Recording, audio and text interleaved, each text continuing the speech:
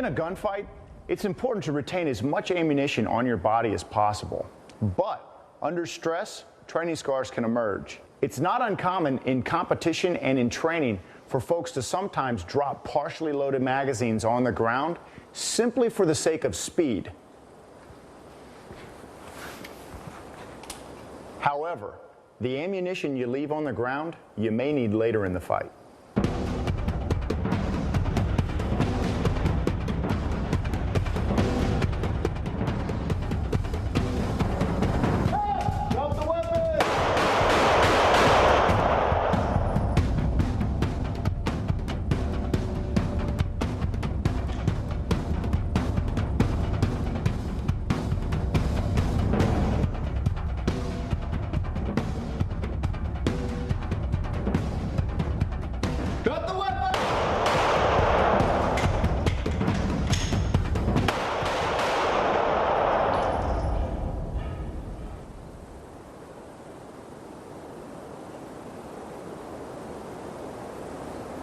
By retaining those partially loaded magazines, I had the ability to continue to defend myself.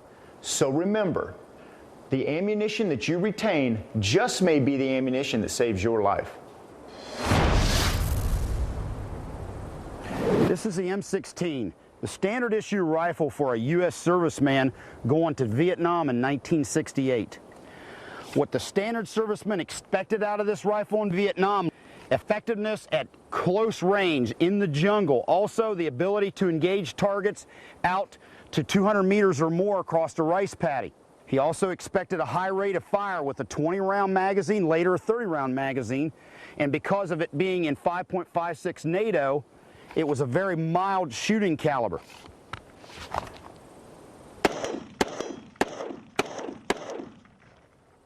The standard serviceman was used to the sights because the M1 Garand and the M14 before it both had essentially the same sight picture. The downfall is a lot of the operations in Vietnam were in the jungle where it's very dark even during the day, and also at night these sights are virtually worthless.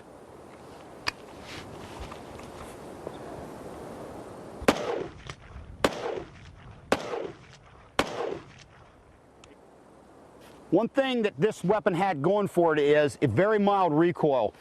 Allowed you to carry a lot of ammunition, and it was also very controllable on both semi and fully automatic. Where it lacked was range. In the jungle, not a big problem, but if you get in an open field or shooting across a rice paddy at somebody 300 or 400 yards away, you don't have the horsepower on target that you have with an M1 Garand or an M14.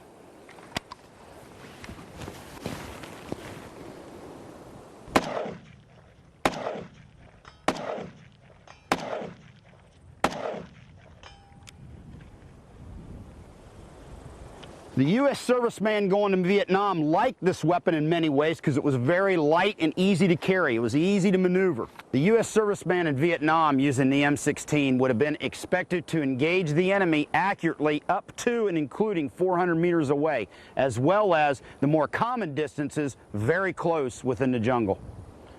In Vietnam, the U.S. soldier had the M14 early on as well as the M16, both capable of fully automatic fire.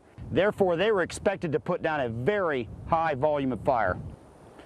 The average soldier in Vietnam was expected to be much more accurate with the M16 than with any of the weapons that preceded it, primarily due to the caliber, at that time known as .223, later to become 5.56 NATO. All right, we're going to take a look at range. The drill is going to be 300 yards, 5 shots on a man-sized steel silhouette. I'll be shooting the M1 Garand 30-06. Larry's going to shoot the M16.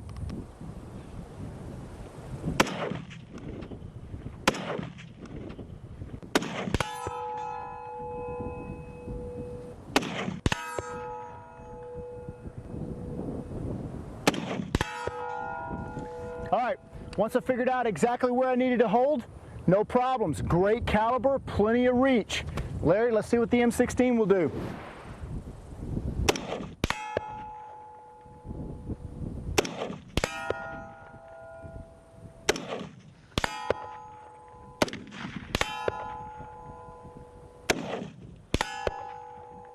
Well, 5 for 5, I'll take that anytime. Nobody's ever complained about how accurate an M16 is. However, at 300 yards with 5.56 NATO, it does not compare to 30-06. This is the M4 assault rifle, the standard rifle for U.S. forces operating in the Middle East.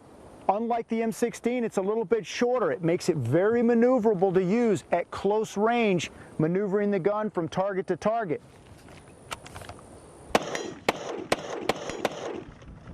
The standard Joe would expect that this rifle would be extremely accurate at ranges of 200 yards and in.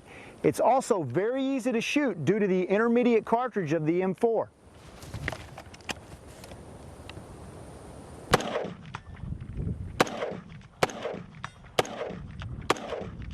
The average Joe also has plenty of range in this weapon system. He can engage targets past 200 yards if he needs to.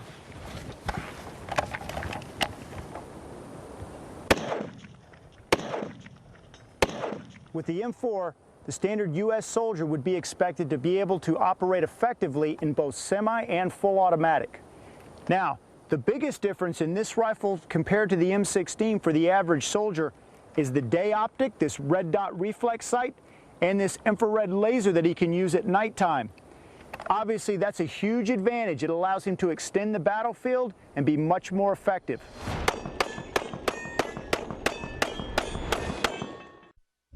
This segment of Tactical Impact is brought to you by Double Stop.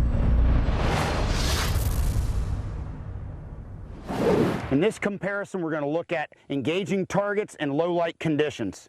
The distance is 50 yards. We have a moving target. The weapons that Aaron and I have are the Vietnam era M16, and I have the World War I era 1903 Springfield.